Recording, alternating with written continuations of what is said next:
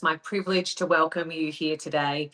This book, authored by Dr. Zoe Staines, puts women's voices at the centre of a debate that's both urgent and enduring. And I'll remind you again at the end, but please do go and download Dr. Staines' book, Securing Women's Economic Security, Safety and Freedom, the Role of Universal Basic Income in Australia. A link has just been popped in the chat. Gough Whitlam understood economic independence was fundamental to women's dignity, safety and full participation in society. This book takes that vision forward. It's now my honour to introduce Professor John Jurians, the Director of the Whitlam Institute, who will formally open today's event. Thank you so much, Zoe, and good afternoon and welcome everyone to the launch of this important new work by E.G. Whitlam Research Fellow Dr. Zoe Staines from the University of Queensland. I wish, on behalf of the Whitlam Institute, to acknowledge the Burmadical people of the Darug Nation, upon whose ancestral lands our institute stands. I also recognize the traditional owners of the countries where each attendee works today, and the First Nations peoples present in this webinar. I pay respect to all elders, both past and present, acknowledging them as the traditional custodians of knowledge for these lands.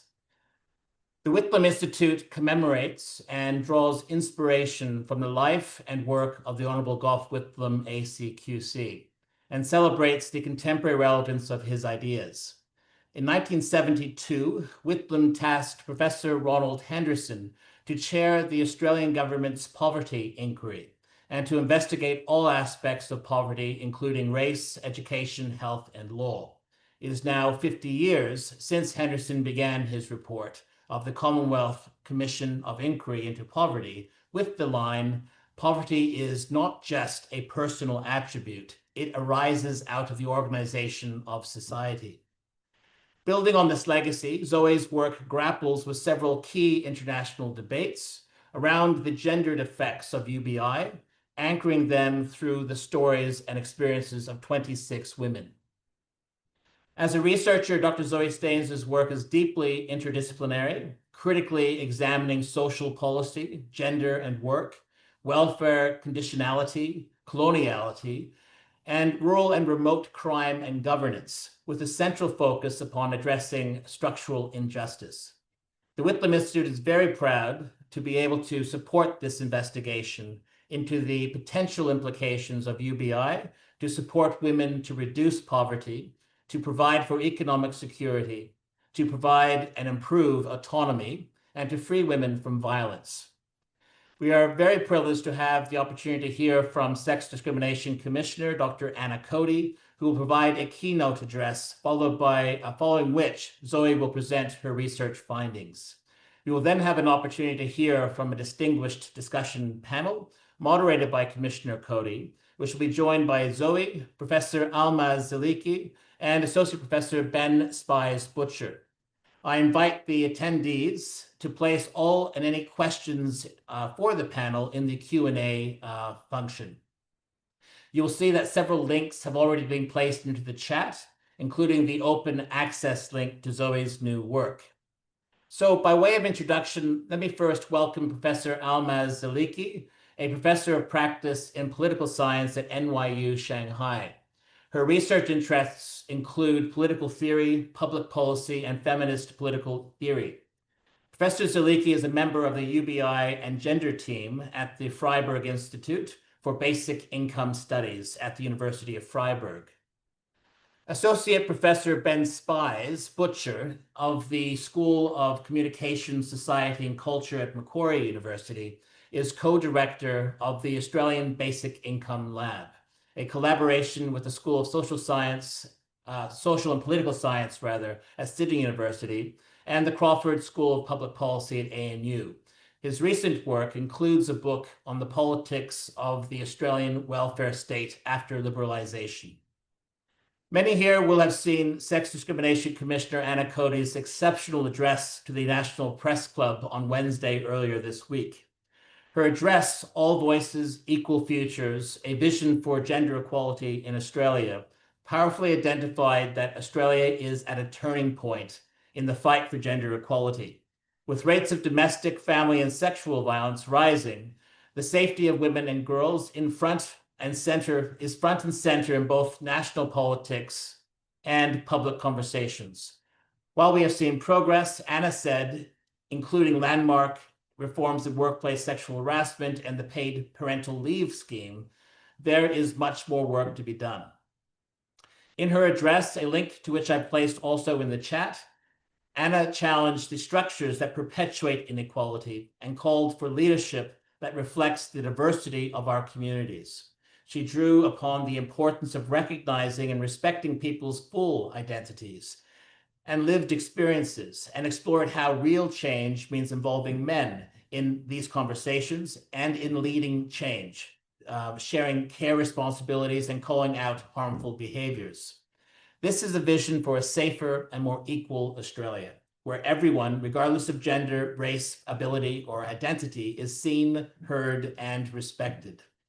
Anna, of course, has had a distinguished career as an academic, as a lawyer specializing in discrimination, and as a passionate advocate for human rights. I cannot imagine a better interlocutor for this webinar on the potential for UBI in securing women's economic security, safety, and freedom. It is now my pleasure to call upon Commissioner Anna Cody to provide the keynote address. Thank you. Thank you so much, John. Really lovely to be here with you all, and such an honour, and really great to have had the opportunity to read your work, Dr. Zoe Staines also. I'd also like to begin by acknowledging the traditional owners of the land that I'm on, and that's the Gadigal people of the Eora Nation. I pay my respects to elders past and present. And I love that in your book, Zoe, you have such a recognition of the impact of colonisation and how that impacts particularly our First Nations sisters.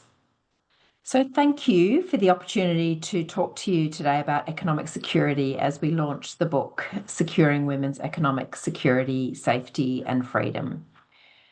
The author, Zoe Staines, has an interesting and compelling argument about the role of a universal basic income. And I want to explore briefly some overlapping concepts which I think impact on women's economic security and equality. These are concepts that I have been working on, and experiences of women which may also assist with ensuring women's economic security, but from a slightly different angle. And I think that all of those voices are important. So the issues that I wanted to explore, and some of them I explored in the National Press Club on Wednesday, are around concepts of merit and the gender pay gap, shared care and gendered norms, and workplace sexual harassment. So if we look first of all at some of those ideas of merit and our gender segregated industries, and we know from a recent Jobs and Skills Australia report that only 1 in 5 workers work in occupations where there are roughly equal numbers of men and women. We know that First Nations workers are more likely to work in highly gender segregated jobs, often in labouring, health and education roles. That culturally and racially marginalised workers are overrepresented in hospitality, in driving, IT, and that they generally would work in some of those low-paid health and care sectors. And all of that impacts the gender pay gap, which ultimately impacts women's economic security. The gender pay gap is the difference between what men and women earn in an organisation. It tells us who's working in the lower paid positions and who's in the leadership positions. It's important to look at this data from different angles to understand how that gender pay gap affects people in different communities. And those structural inequalities contribute directly to the gender pay gap. According to the latest data from the Workplace Gender Equality Agency, women earn 78 cents to the dollar of every man.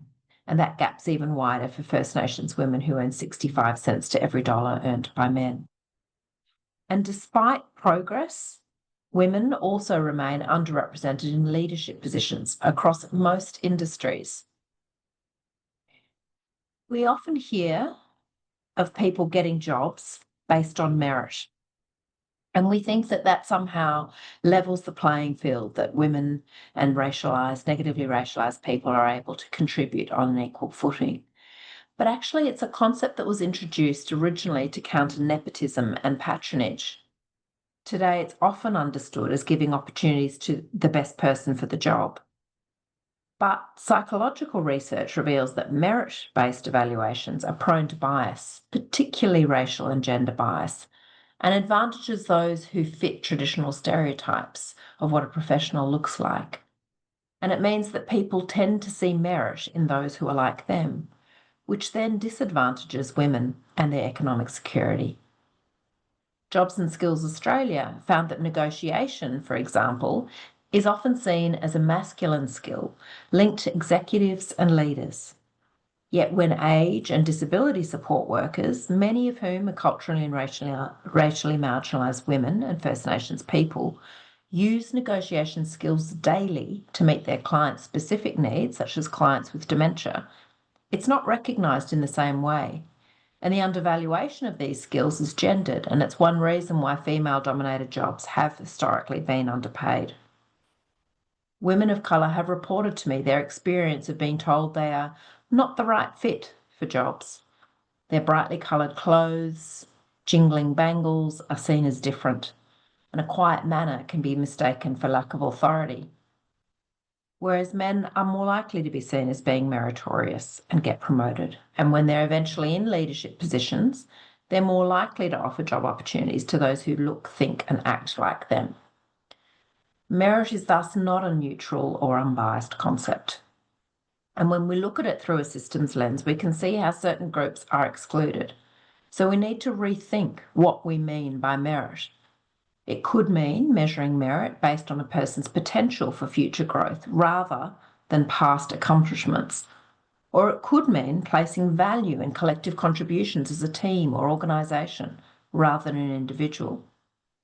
We need to critique those ideas of merit which reinforce the status quo and broaden our understanding of how leadership and collaboration must centre a diversity of skills, experiences and qualifications.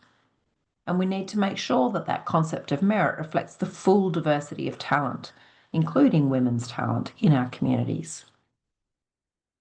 Another opportunity for greater economic equality between men and women is when parents are deciding about care for their children. There have been recent changes in Australian law around parental leave, and these provide an opportunity for women and their partners to share the care of any children they may have. But there are still barriers to accessing these entitlements. Frequently, workplaces question men taking leave for care of a baby. It's expected that women will take leave, and when they return to work, that they'll use their sick leave if the child is sick. In many homes, relationships may be equal until a child arrives, and it's often the time when traditional gender roles quietly take over. Suddenly, for most families, it makes more sense for the woman to step back from work and take on most of the care work, while the man stays in his role as the primary earner. And that doesn't just affect careers, it can reshape relationships. Create an Australia that sees caregiving as a shared responsibility, we need to move away from those rigid ideas that men are the breadwinners and women are the caregivers. We need to change the narrative that taking parental leave is only for one parent. And it's time to recognise that being both a worker and a carer at the same time is the reality for most of us.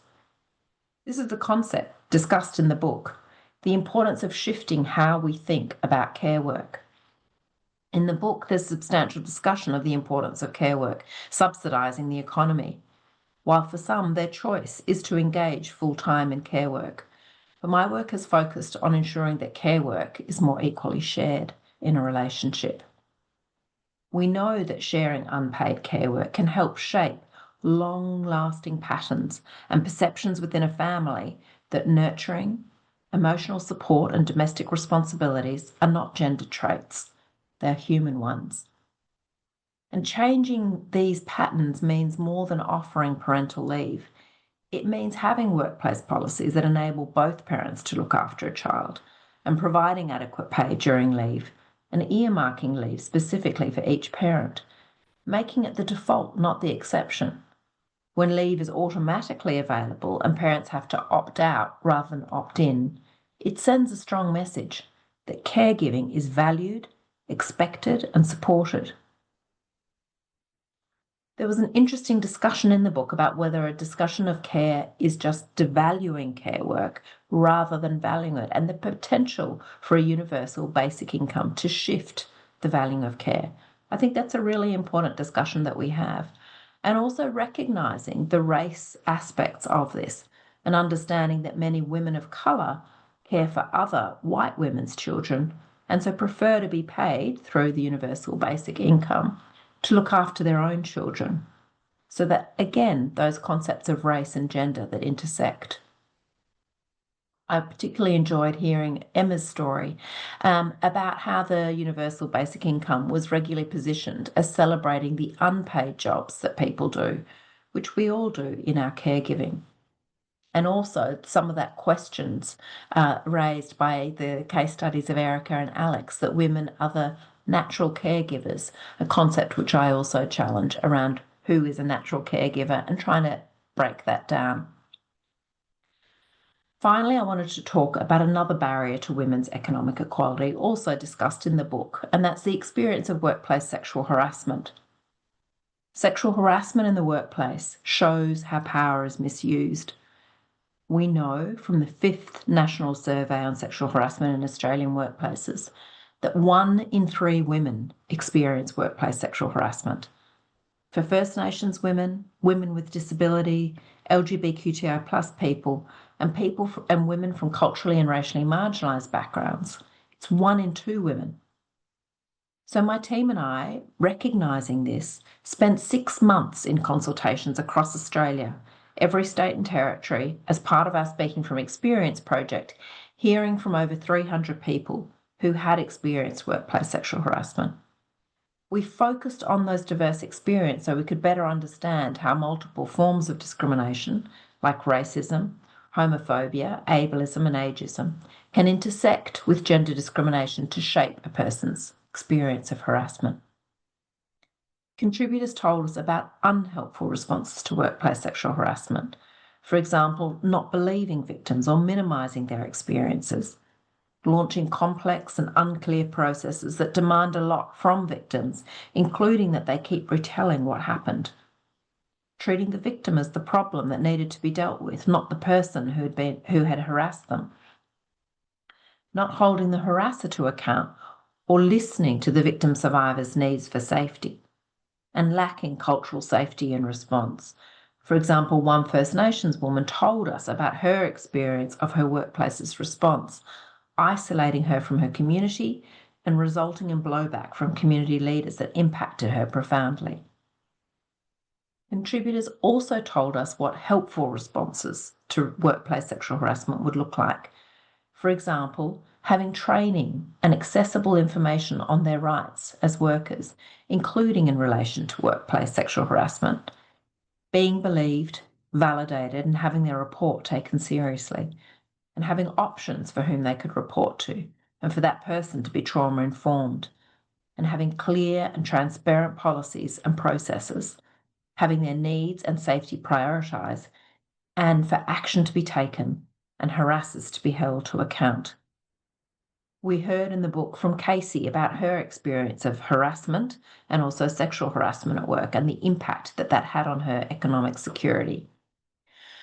And one of the key pieces that I was interested in thinking about the possibility of a universal basic income was the importance of universality reducing stigma, the stigma on those who receive social security, and also that it increased the amount of social security paid as a mechanism to try and address the inadequacy within our current system to make it fairer and more livable.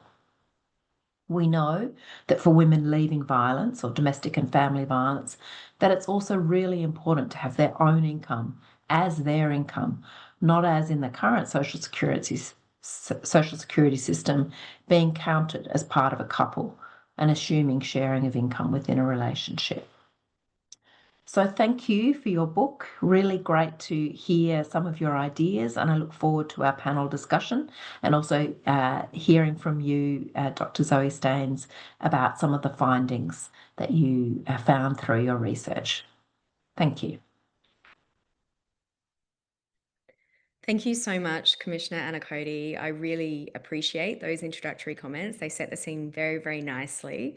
And also for all of your work on tackling gender inequality in Australia, including your excellent address this week, which was wonderful.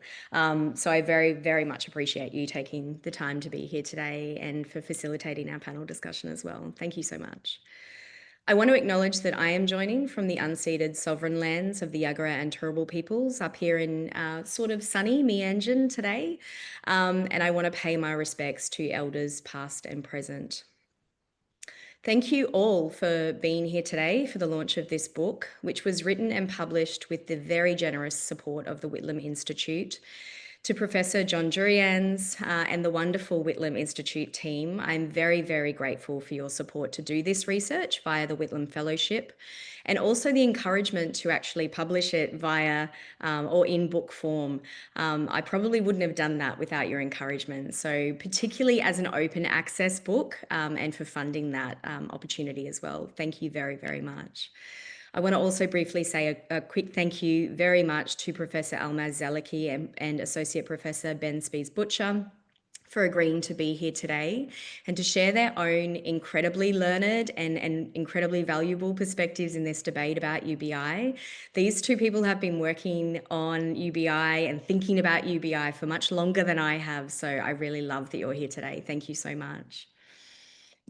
50 years ago, Prime Minister Gough Whitlam identified the deeply ingrained cultural assumptions that kept women always in service to others.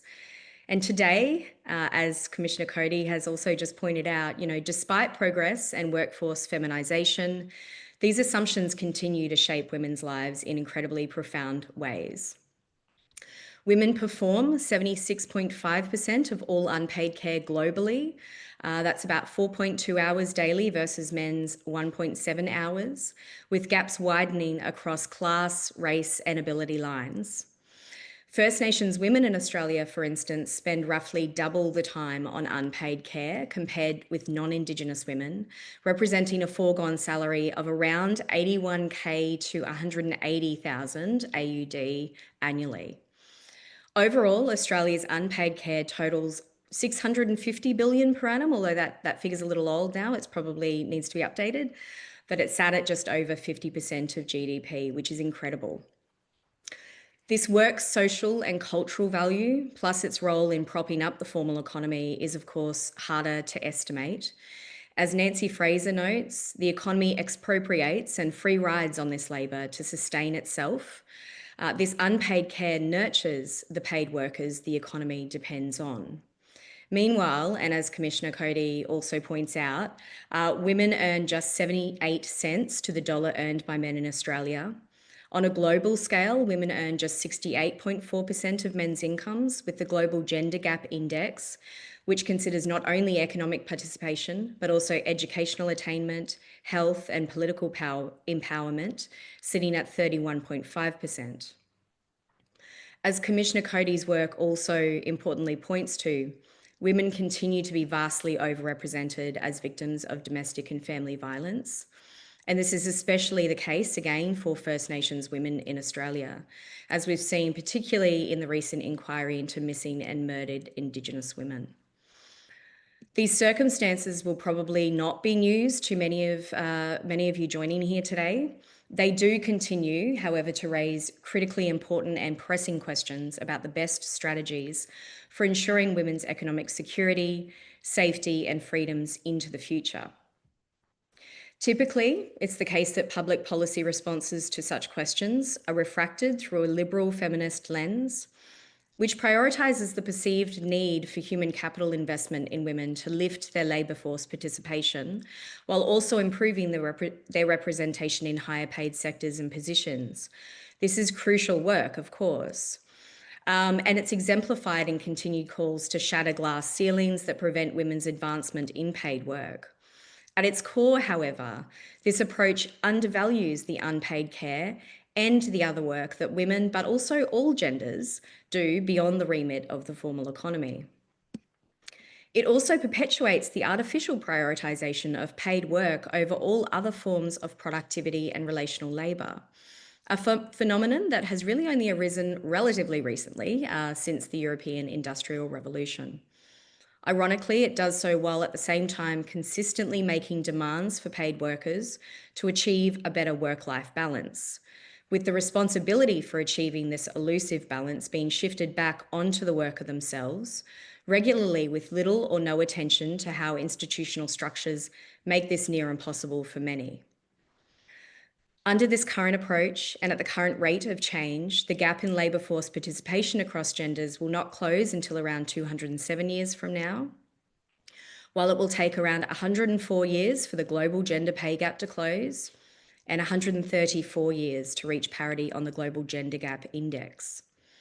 Importantly, these are optimistic estimates and don't consider worst-case scenarios for those experiencing multiple marginalisation and/or the impacts of global pandemics and natural disasters, which are predicted to occur at escalating rates with climate change and have been shown to at least pause, if not reverse, progress on these measures. Meanwhile, women continue to disproportionately experience economic insecurity, as well as the myriad negative flow-on effects that accompany this, including to their autonomy, safety, well-being, and more. So it's against this backdrop that, like many others, I became really interested in the concept of a universal basic income as a possible alternative to the current status quo. And it's this interest that spurred the research that informs this book. In this book, I use the Basic Income Earth Network's definition of a UBI, that is, a periodic cash payment unconditionally delivered to all on an individual basis without means test or work requirement.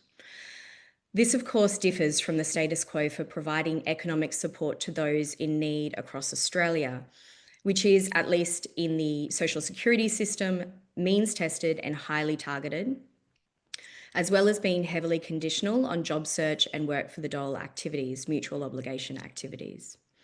There is good evidence internationally that UBI can be crucial for improving economic security, especially for women, including as a means of at least partial remuneration for important unpaid work like caregiving. International evidence also supports to a range of other positive benefits for all genders. However, while research on UBI in the Australian context is continuing to emerge, Australia hasn't yet experienced a UBI pilot. So it's difficult to test whether these international results might hold true in our local context. Thus, in the small qualitative, definitely not quantitative, qualitative research study described in this book, I wanted to explore hypothetically what UBI might mean for diverse Australian women in a way that attends to the particular opportunities and also constraints of our own national context. To do so, myself and my research assistant, Barbara Wood, so I want to give a shout out to Barb, conducted in-depth interviews, scenario-based interviews with 26 diverse women from across Australia. Participants ranged from their late teens right into their 60s. They included First Nations women and non-Indigenous women, migrants, those with and without disabilities, those living across urban, rural and remote settings, employed, unemployed, mums, carers, and more. During the interviews, we presented a hypothetical UBI scenario for Australia and then spoke with women about what this might mean for them personally, but also what it might mean for all Australian women. The UBI scenario was a fortnightly, unconditional, individual cash payment of $1,203, which was set at the Australian Henderson poverty line at the time of the research. This equates to about $31,278 per annum. An amount that falls somewhere between global pilot program rates, such as Ireland's 1,060 Australian dollars per fortnight for artists, to the UK's proposed 1,516 Australian dollars per fortnight. And it's also roughly comparable to relatively recent Australian proposals, like the Greens' 1,232 per fortnight livable income, and slightly above the 1,047 age pension-based proposal for a livable income guarantee, participation income, by other Australian scholars. We undertook an inductive thematic analysis of the interview transcripts to identify key themes arising from our data. These broader themes are presented in the book as overarching chapters, but in ways that have also really tried to capture each individual interviewee's different experiences, trajectories, and thoughts about a UBI for Australian women in hopefully a fulsome way. All of the names used in the book and in this presentation are pseudonyms to protect the participants' anonymity and identities. The book begins with a simple but powerful question posed by Casey, one of the women we interviewed. Casey asked, if women had that bit more control or autonomy over their own lives, perhaps the world wouldn't get away with the way that it treats women. Casey is a mother, a low-income earner living with multiple disabilities, and a survivor of domestic violence. Her question cuts to the heart of what is reflected in all of the women's stories for this book. Their lack of economic security, safety, and freedoms aren't just personal struggles, of course. They're systemic issues that require systemic solutions. Overall, the research reveals that women see UBI as potentially transformative in 3 overarching areas. First, economic security. On average, the hypothetical UBI in this study would lift the 26 interviewees' annual incomes by anywhere between 13% for the highest paid individual to around 61% for those living in greater economic stress, usually on social security incomes. It would also lift their self-reported economic security by about 51%. This was particularly, as I said, profound for those on social security incomes. Most social security payments in Australia sit below the Henderson poverty line. A UBI at the poverty line would immediately lift recipients out of poverty while providing everyone with a foundation of individual security that isn't tied to a partner's income or punitive welfare conditions. This transformation would be particularly profound for the 800,000 or so Australians currently surviving on job seeker payments, which sit at just 64% of the poverty line, or the more than 300,000 women receiving parenting payments single at 82% of the poverty line. But beyond the numbers, the women I spoke to described something more fundamental: the psychological freedom that comes with knowing you can meet your basic needs regardless of what happens in other areas of your life.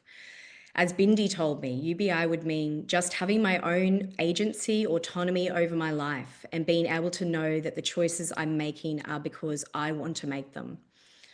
This shift from survival mode to genuine choice represents a fundamental change in how women could navigate work, relationships, and life decisions, no longer forced to accept exploitative employment or remain in harmful situations simply to avoid destitution. This is what UBI scholar Philippe Van Paris calls real freedom and the real freedom possibility of a UBI.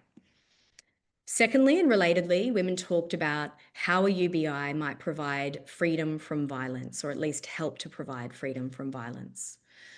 Violence was a recurring theme throughout every single interview that we conducted, not as an abstract policy issue, but as a lived reality shaping women's daily lives. The most recently available national ABS personal safety survey statistics reveal a cruel situation for Australian women. Among Australian women surveyed who had experienced domestic violence, 30% temporarily left the violent relationship but returned, with 15% citing having no money or nowhere else to go. Meanwhile, 47% of those who stayed in violent relationships cited lack of financial support as the main barrier to leaving. In my book, Tanya's story illustrates this trap. During 7 years of escalating violence, Tanya's husband systematically isolated her from her support networks, and Tanya didn't have the money to leave. She told me about the night her husband came at her with a knife while Tanya stood in front of her young daughter to protect her. In Tanya's words, it escalated to the point where I'm just like, actually, I think I'm going to stay here and I think I'm going to die. Devastatingly, Tanya reflected that she was so exhausted by this point that the thought going through her mind, and I quote again, was that if he kills me, at least I can sleep. Unlike many others in Australia, Tanya and her daughter did eventually escape, but they spent weeks homeless and couch surfing, with Tanya barely eating so that her daughter could have food. Tanya believes a UBI would have allowed her to leave years earlier. which would have protected her and her daughter from years of violence and trauma that is still echoing in their lives today. Importantly, it would have also allowed Tanya's own mother and her own grandmother to do the same in the past with their own violent partners.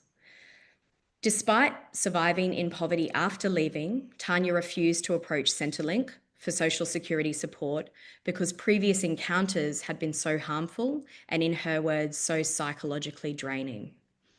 Tanya is an amazing and inspiring woman. She's gone on to make a new life for herself and her daughter, and is now very close to finishing her master's degree.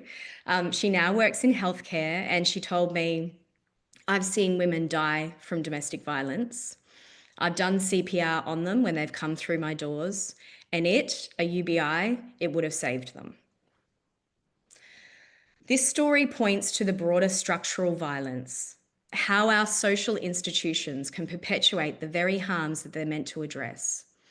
Tanya felt she could not turn to the social security system for support because of her previous harmful experiences with it. She also couldn't turn to police since her husband was well respected in his community, which included military and emergency services personnel, and she felt she wouldn't be believed. Australia's couple rule, as Commissioner Cody pointed out earlier, also represents a structural design flaw in Australian social security, creating a situation that can trap lower earning partners, typically women, in situations of violence.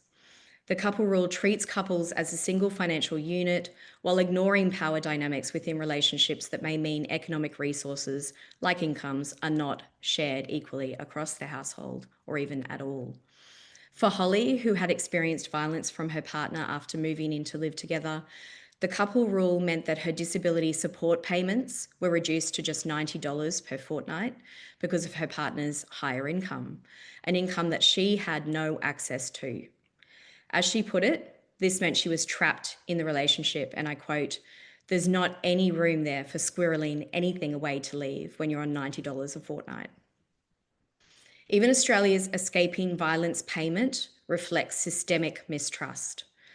Between July and September 2023, over half of all applicants were rejected for lacking documentation or for being unable to prove financial hardship, often because they couldn't afford to see a doctor to get the medical documentation in the first place, or because they didn't have bank accounts in their own names, both of which are symptoms of economic violence and abuse.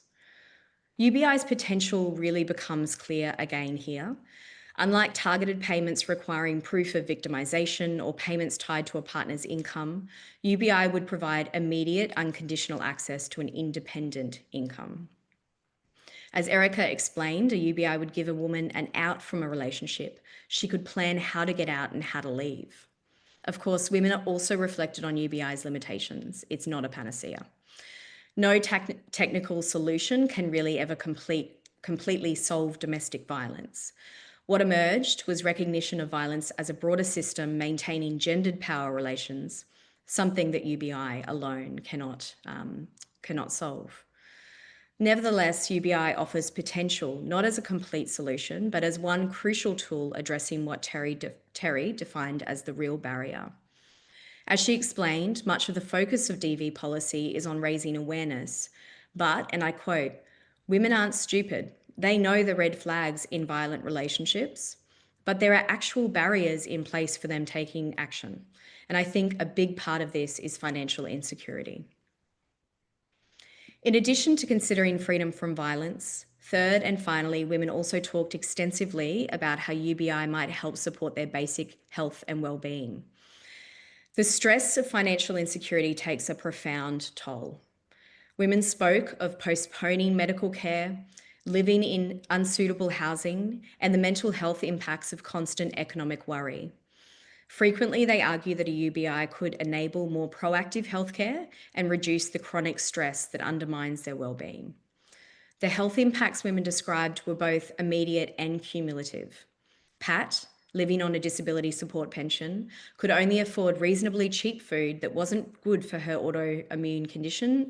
multiple autoimmune conditions, while Hannah avoided seeking diagnosis for a suspected serious health issue because she couldn't afford, and I quote again, more appointments, more tests, more money.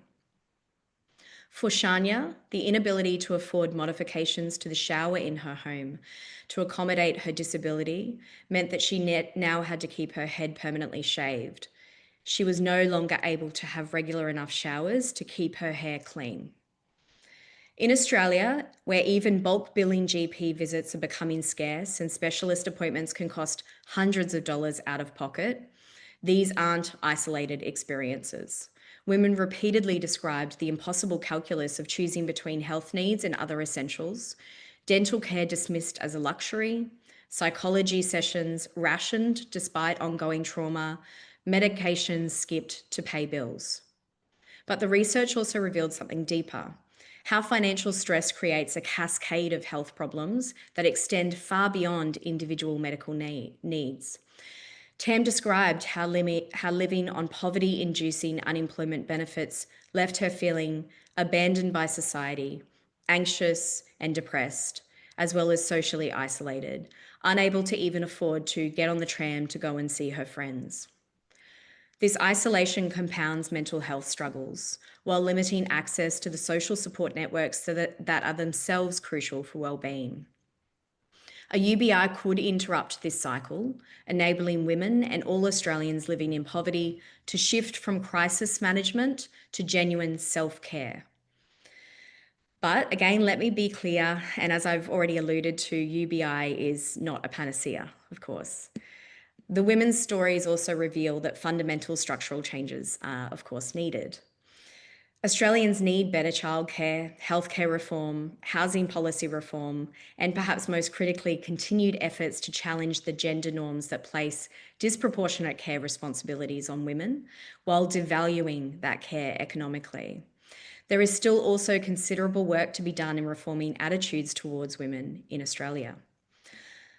Recent Australian research shows that nearly half of young people don't understand that domestic violence is gendered, with many holding victim-blaming attitudes, like 26% believing women who stay in violent relationships are to blame, and 30% thinking women exaggerate abuse claims. These troubling attitudes reflect deeper social structures that devalue women and create what others have called violence regimes, where the threat of violence becomes a regulating force across society. While attitudes are slowly improving, the pace of change again remains frustratingly slow because these beliefs are reinforced by broader systems of inequality, including patriarchy and including capitalism. Just this week, I received an unsolicited email from a senior male academic, lawyer, and former member of the Federal Department of Treasury in response to my book and a recent article I wrote on the gendered harms of robo-debt. He stated, and I quote directly, obviously I won't name this person, he stated, "Having been number 2 in a large family, I know domestic labour is shared. I have washed and changed more nappies and clothes than the average Australian woman ever will. As for women, getting money from the taxpayer, how about a bit of gratitude to those predominantly male taxpayers who have supported their wives and their children? The supporting parents benefit was just a subsidy to divorce and irresponsible behaviour by both men and women." The email went on, and actually I received another email despite not having responded. In this person's account, like so many others, there is no acknowledgement, that even though he changed some nappies, most unpaid care is not shared evenly across genders. Moreover, there is again a continued positioning of women as dependents of men, and no recognition of the fact that women contribute significantly to the economy through unpaid care, which enables the paid workforce to function while remaining invisible and uncompensated. Not to mention, of course, that women obviously also pay taxes. Often they do so on jobs that they juggle alongside unpaid care, a situation that also has them retiring with about 38% less superannuation than men. I think it's safe to say we have a long way to go. UBI can't fix all of these deeply ingrained attitudes. On this theme, though, the book does also try to grapple honestly with some of UBI's challenges. The cost would be substantial, though we must also, I think, in all discussions around the cost, also consider the costs of maintaining current levels of poverty, violence, and health inequality. There are also concerns about work incentives, though evidence from UBI trials globally suggests these fears are largely unfounded. People tend to choose to continue undertaking paid work regardless of UBI. UBI can also, as women here spoke to, assist with entrepreneurial endeavours, enabling people to start small businesses, work for themselves, etc. Most significantly, implementing UBI in Australia would require challenging our cultural attachment to the paid work ethic.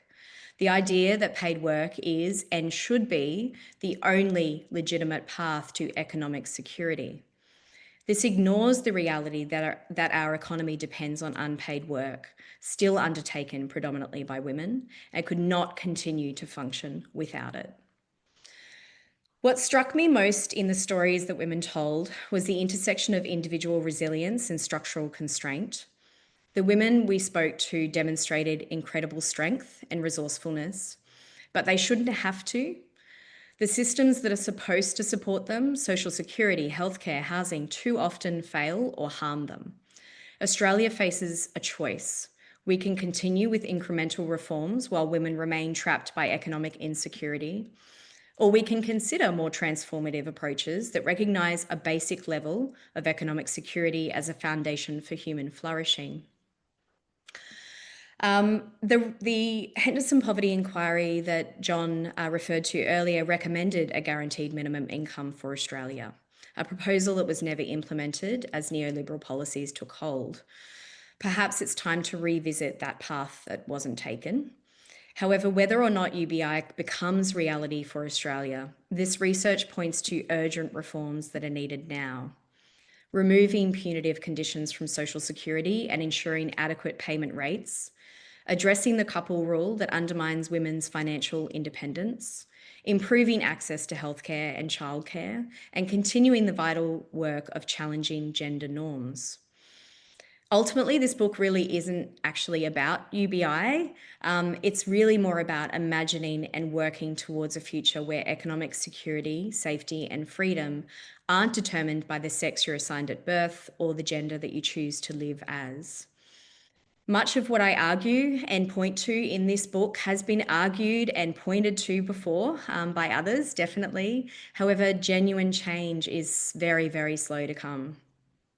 I'll end by leaving the last word to one of my participants, whose name or whose pseudonym is Marley.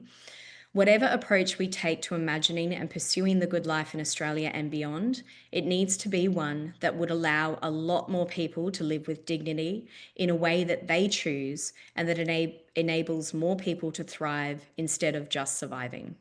Thank you very much.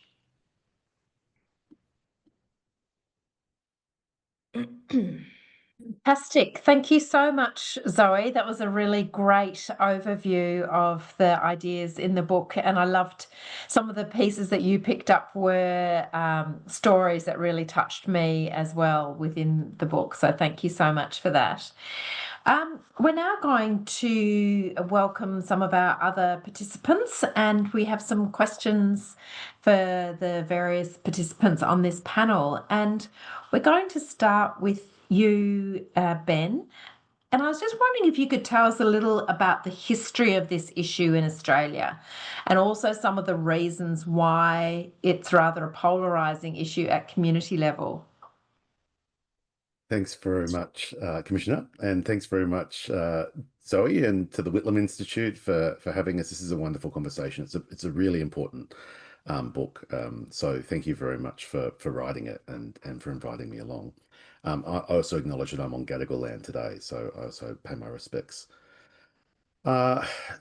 So, I mean, there's a few moments, I suppose, in Australian history. Zoe was talking about our focus on paid work and our valorisation of paid work as the centre of how to live a good life and how to be a respected citizen, I suppose. But like Australia was at the very big forefront of developing payments for people who had inadequate incomes with the age pension. 130 years ago, we were having those debates. But from the very beginning, it was a debate about targeting and means testing. making sure that payments only went to people who could establish that they were worthy citizens by being able to show that they were poor enough to get help and that they lived according to the social norms that were expected of them. I think that was reinforced in the mid-20th century, where we reflected a lot of what was going on in the UK in setting up our system. And in the UK, there was an extensive debate about whether a universal payment, a universal basic income, would have been a more appropriate path to follow. In the end, it wasn't the path that was followed, and instead, the system that developed around unemployment benefits and a whole range of other benefits was one that presumed that families would be made up of a full-time male breadwinner and a stay-at-home female caretaker. And so heavily so that there was an active discouraging of part-time work, and that the entire system was set up so that people were either in work or not, and you had to have a legitimate reason, again, these sort of socially normative reasons to stay out of work. And I think those two moments reflect a set of values in society and then reinforce those values. And more recently, we've now had debates that are highly punitive, directed, I mean, in fact, very similar, to be honest, to the letter you're reading out, Zoe, that presume that people don't have the right to enough money to be able to live or to the conditions of a decent life, and that needs to be proven to the satisfaction of a hypothetical taxpayer. And that has led to enormous harm we've seen through robo-debt in Australia, but also through the system of activity payments, activity conditions that have destroyed a lot of people's lives here, and mean that many people who really should be able to access, even under the current rules, should be able to access income support don't go to Centrelink. We saw an enormous increase in the number of people who did during the pandemic, and that number did not decrease in the way you would have thought it would after the pandemic, because there were clearly many people who were eligible and were always eligible who did not access Centrelink until that conditionality was eased. The partner test was also eased. And so we had a situation that people felt they could be engaged in the system. But that reflects, I think, very polarized values around our social security system. One that means that we often talk about whether people are adequately deserving, and which sets up social security, economic security, safety and freedom, the themes that you talk about in this wonderful book, really as almost like a fallback, as something that needs to be fought for each time by each individual to be able to prove that they should have access to those things rather than them being a right. We have a social security system. I think that was one of the principles that Labor governments have been very clear at establishing during the 20th century. Being able to make sure that the access is more universal was a principle that Whitlam also championed himself around the age pension and in expanding payments beyond the breadwinner model. And I think it is a time that we take heed of the findings we're hearing here, and we remake a social security system for the 21st century, and for one that puts security and the freedom of everyone, including women, at the absolute center of what it's trying to do, and then designs the rules around that rather than the other way around. Ben, it's really interesting, and also hearing how long the age pension had been around. I had no idea about that. Really interesting. Almaz, how is the universal basic income usually established, and at what levels is it set? And what are the implications for leave payments and superannuation, for instance, which is a key part of our system here in Australia? First I want to say I'm really delighted to be part of this conversation about Dr. Staines' excellent book. I think this is exactly the kind of work that we need to move UBI forward in particular contexts.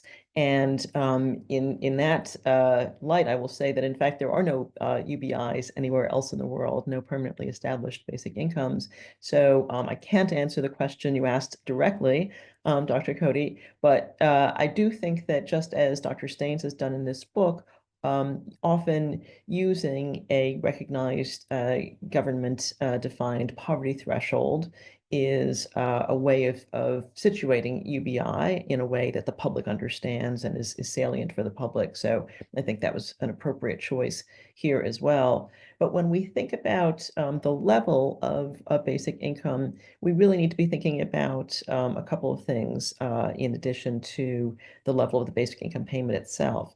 And that is the degree to which any particular basic income scheme in any particular country is truly universal. Because I think one of the things that's underestimated or undervalued about a basic income is that not only does it provide, in the Australian case, what might be a higher payment than women or beneficiaries of any gender might be able to get through different programs. Those programs, because they're targeted and means tested, and because often there are administrative hurdles, some of which Dr. Staines and her sources in her book discuss, those payments go to individuals. And so they have to really be high enough for the individual to go it alone, right, and to meet all their needs. If a basic income is truly universal, it's especially impactful for people who live in low-income communities because it's not just the individual who gets it, it's everyone around them who gets it. So I can't speak, so much to the Australian context, but in the U.S. context, we know, for example, that many low-income individuals, people living on low incomes, are part of families that are also living on low incomes and friend groups, right, that are also struggling with income levels. And so imagine if not just the individual beneficiary represented by the women in Dr. Staines' book, but all of their extended family and all of their neighbors and friends and supports were also getting this basic income. I think for that reason, we can, especially in contexts where the idea of universality and unconditionality, where they're already challenging, we could start with a smaller amount for a basic income if it's truly universal. But that's one of the factors. The other one I would say is, in fact, how it does interact with other income support programs in a particular context. Which ones would remain, which ones would wither away of their own accord because they're means tested, and the level at which you can qualify for them, you now reach already because of the basic income, and what we do to modify those programs in a way that is in line with the idea, with the principles behind a basic income. We certainly don't want to do what sometimes has been proposed, which is to replace all income support programs, including pensions, healthcare, et cetera, with a flat universal basic income that goes to everyone.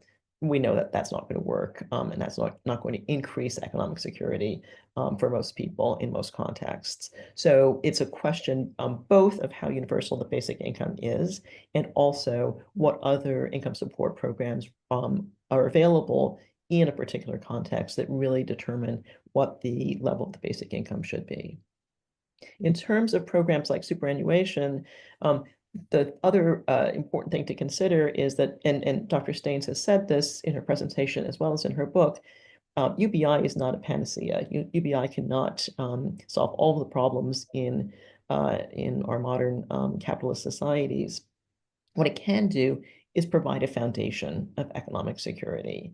But one of the other factors we need to consider is what are the other institutions or forces in society that are leading to a larger gap between the basic level of economic security that people have access to through existing programs or through UBI, and what they get access to if they lead the male patterned life of full-time continuous work with a lot of work-related benefits on top of it, including private health insurance or supplemental retirement funds to the universal pensions that are available. So again, a universal basic income, if we're just thinking about it as a foundation of economic security for everyone, can't address those forms of inequality that have developed over the course of the second half, I'd say, of the 20th century and the beginning of the 21st century, and really accelerated. Those require some additional policy measures beyond the UBI. Fantastic. Thank you, Almas. That's really interesting. Yeah, just to sort of think about how the leave and the entitlements interact with a UBI.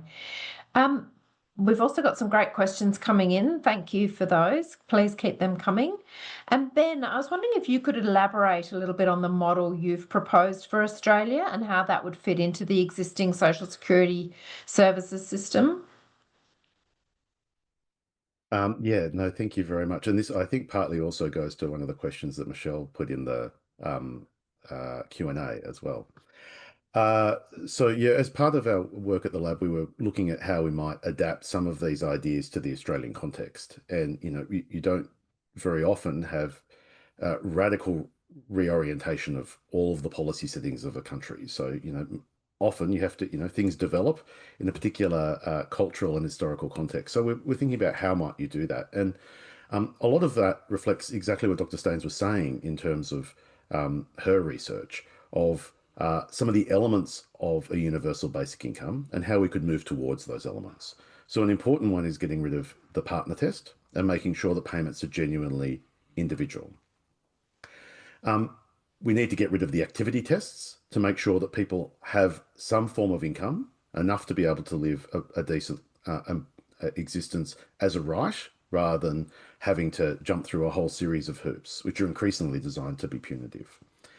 But then in terms of how it interacts with the tax system and the rest of the benefit system, we thought, well, we already have a system where people lose their income support as they gain income.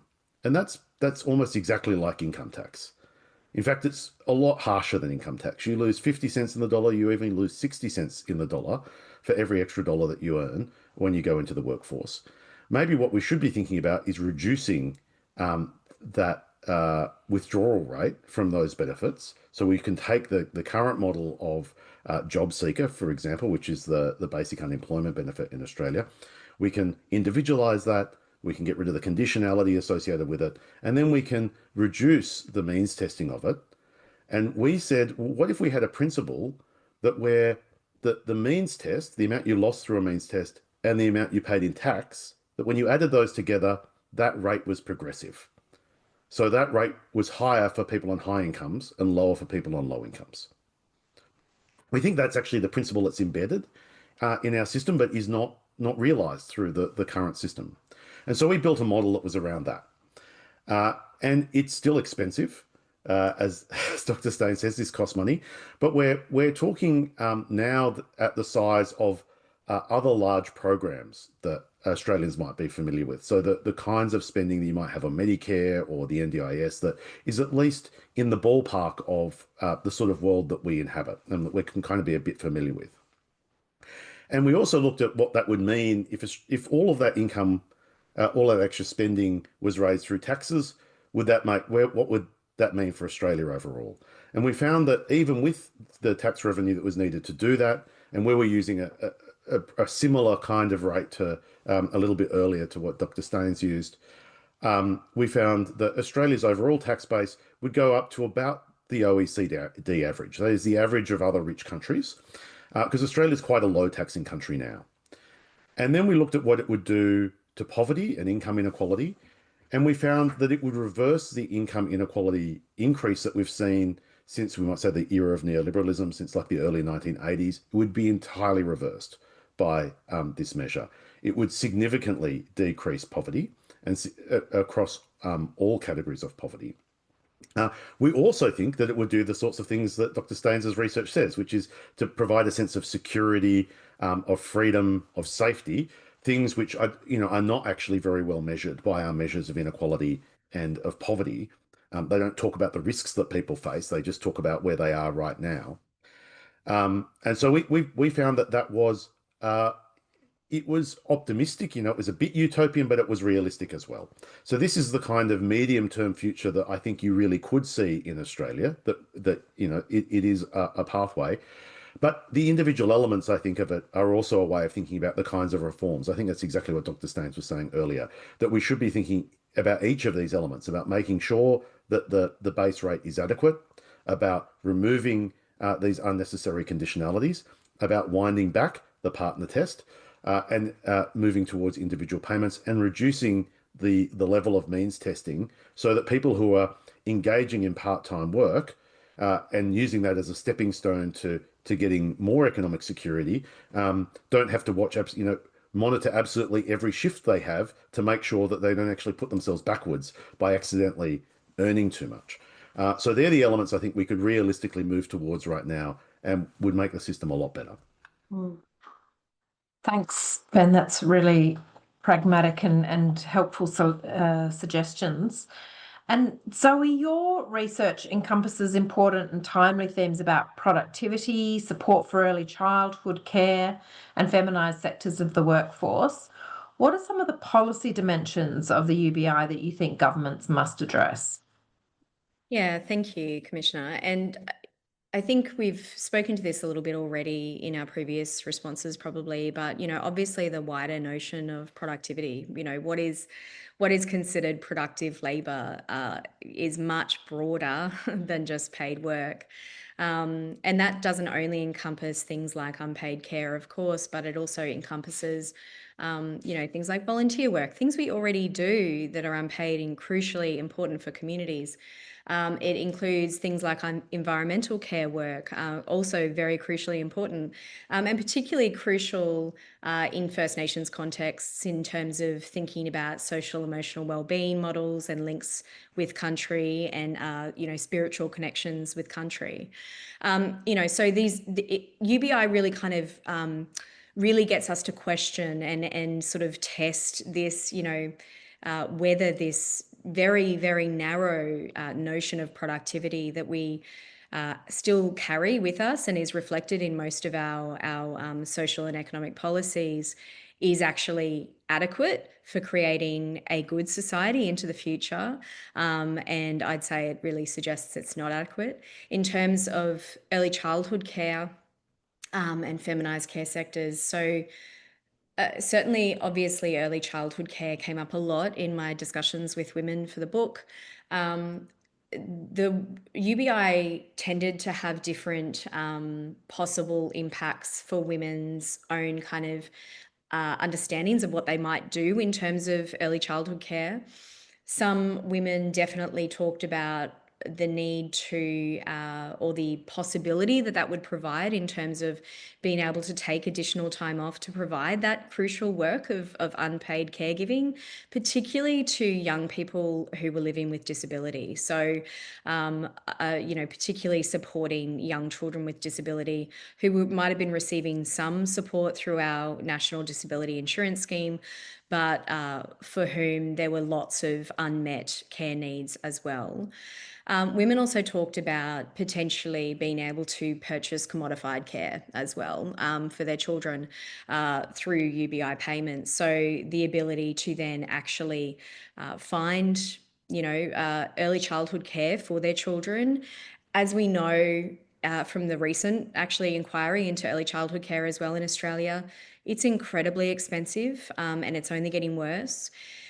We do obviously have a childcare subsidy, which I think tops out at 90% of the kind of cost of early childhood care for those on the lowest of incomes, because again, it's means tested. But even with the subsidy, many of the women that I spoke to couldn't afford to have their children in care, which would have meant that they could have gone off and participated in paid work if that's what they wanted to do, or even for some of the women address their own health and well-being issues, and have the time and the opportunity to do that.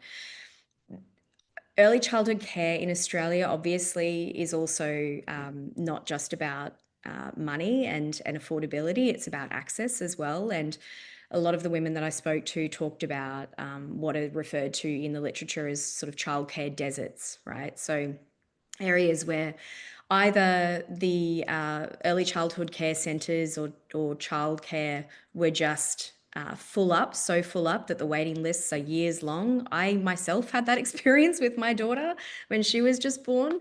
So waiting, it's very commonplace, as we all know, I'm sure, here in Australia, to have to put your child on early childhood care waiting lists much, months before they're born, and ideally when you just got pregnant. So, that's a ridiculous situation. It's again particularly bad for remote and rural areas, and particularly for First Nations women and families, not just women, of course, families living in remote and rural areas where childcare might not exist at all as an option, an opportunity for them as well. So UBI, I think, gets us to test those questions around what we think of as productivity, and really gets us to kind of challenge those norms, and also opens up possibilities, I think, for women in terms of sharing that care, perhaps with commodified opportunities, but also sharing that care across all genders as well. Yeah. Thanks very much, Zoe, and really interesting ideas.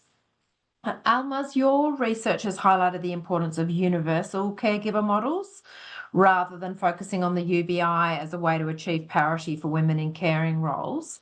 How can the UBI offer a way forward to address economic insecurity, recognising that intersection with gender? Yeah, so that's a great question.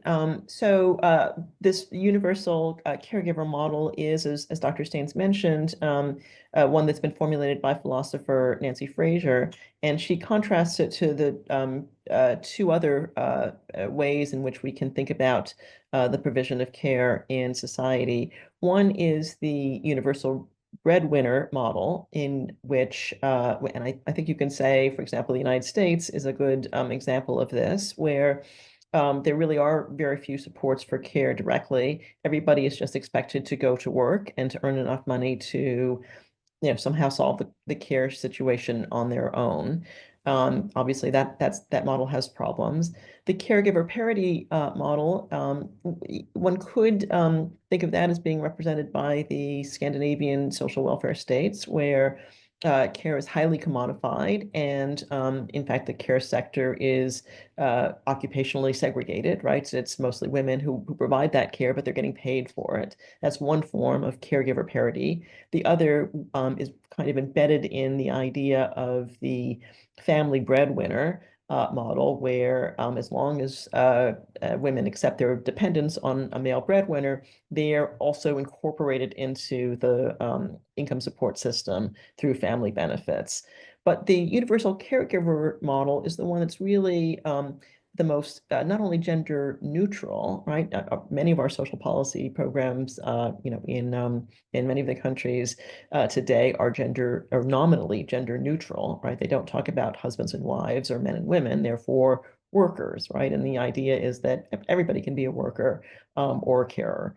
But the universal caregiver model is really a gender inclusive one that creates the idea, right, that everybody should be doing both paid work and universal and care, unpaid care work, right? And so that might not be true for every single person in the system, but that overall there isn't a gendered division of labor between paid work and unpaid care. If we think about just the care that we have to provide for ourselves, right, everybody's a caregiver, an unpaid caregiver, but women bear disproportionate responsibility for unpaid care for others as well, right? So if we think of the universal caregiver as our goal, then a lot of particulars regarding the social policy system follow from that. And I think where UBI is an example of this is the fact that it does provide this foundation of a payment that is unconditional, universal, and individual, so that everybody has at least the resources to care for themselves. And if it goes to everybody in your family as well, that provides, again, an economic foundation for providing care for others, whether it's through an individual of any gender deciding not to work in paid employment or cutting back on paid employment in order to provide unpaid care, or sourcing commodified care, paid care work that would allow an individual to do more paid work. So it's a much more pluralistic model, which I think particularly in very diverse geographically and ethnically diverse societies, religiously diverse societies, and I include Australia in that as well as the United States. I think it's a more realistic model to say that we want to respect the different ways in which individuals and families want to organize their lives, but provide a foundation of economic security that allows people to do it in a way that isn't gendered, right? Isn't gendered in the structure. And so I think that's what UBI can do. And I just want to add that often in conversations, in sort of public conversations about UBI, it's characterized as a way of avoiding work or being liberated from work, not having to do work. I think it actually makes most sense to think about basic income as something that makes it possible for people who face obstacles to working to actually involve themselves in paid labor as well as unpaid care, and vice versa for those who have been limited in their ability to perform unpaid care, to have the ability to do that as well, because there's a little bit of a financial supplement to whatever they might be earning in paid labor as well. So it really, I think, opens up a lot of opportunities for people rather than taking away the burden necessarily of working. Work can be a burden, but it can also be a place of human flourishing. And I think particularly for women, and Dr. Staines made reference to the Global Gender Gap Report. I think it's important to recognize, for example, that even in countries like Australia, where women have achieved educational parity and health parity, economic parity is a little bit further away, and political parity is very far away, right? And so if one gender is consigned to all the caregiving work in society, that means that gender is less available for political work, which requires getting out of the home and getting into the workplace, getting into the public sphere. And so anything that can contribute to lowering the obstacles for women to be involved in politics, I think, is not only it's good for women in terms of being able to legislate and protect policies that support women's economic security and physical security, but it's also better for society to have the full range of voices in political decision making. Fantastic. Thank you, Almas, and a great structural analysis there rather than the very neoliberal individualist approach that we so frequently hear.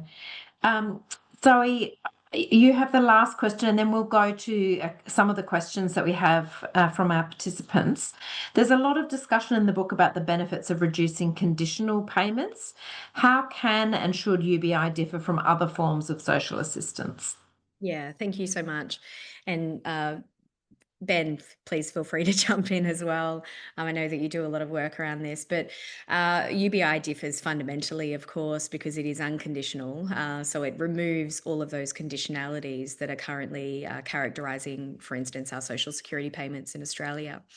Most of them, at least, not all of them. And it's, so in that respect, we know one thing that the research has repeatedly shown over the last 20, 30 years since mutual obligations were really first introduced in Australia in the 80s and then really ramped up in the 90s and early 2000s. One thing that has been consistent in that research is that this has not achieved the outcomes that were intended overall to get people into work, right? So we hassle people, we get them to do job search obligations, we get them to do work for the dole, all on the basis that this will hurry them up and move them into jobs. The evidence around that is really, really patchy, and it really obviously depends on the location as well. A lot of my research on conditional social security payments has been in remote Australia, in remote Indigenous communities, which have experienced some of the harshest conditionality in welfare. And there are not jobs to move into in those communities. These are communities where structural unemployment is an ongoing issue. So, the kinds of I suppose, objectives that underpin these sorts of conditionalities are not only not very well supported by the evidence, but are also incredibly harmful for people when they can't actually achieve them. There aren't opportunities there to achieve them. They also are very, very stigmatizing for people as well. And this sort of targeting plus conditionality that we currently have in our system really is crucial in creating sort of an us and them mentality, you know, this sort of divisiveness and stigmatization of those in receipt of social security payments in Australia. Universal basic income obviously gets rid of that. Its universality is crucial to that. Everyone then is seen as a recipient. You know, we don't have the kind of or the necessity for the kind of stigmatizing labels that we have in Australia of dole bludgers and, you know, for welfare recipients. So UBI in that sense really gets rid of that. Freeing people up from the conditionalities that are involved in social security payments can also have incredibly important impacts on them. So the women that I spoke to, but also in my other research with remote social security recipients, the kinds of work that they're not able to do because they're too busy doing mutual obligation things like welfare to work programs, work for the dole activities, is quite amazing. You know, one of the women in my book is a published author. She previously had work but was laid off because she had a bad health diagnosis. She wanted to get, so she was, you know, having to do mutual obligations, receiving a social security income. In her words, she just needed the conditions, the mutual obligations off her back so that she could restart her business and get back to work, being self-employed to support her family. It gets, these conditions not only don't achieve what they're meant to, but they get in the way of people you know, needing to do what they need to do to actually improve their own economic circumstances, but also to do all of that important other productive work, unpaid care and more. Yeah. Thank you so much, Zoe, and really great questions and answers from all of our panelists. And now we have an opportunity to answer a couple of the questions that are in our Q&A.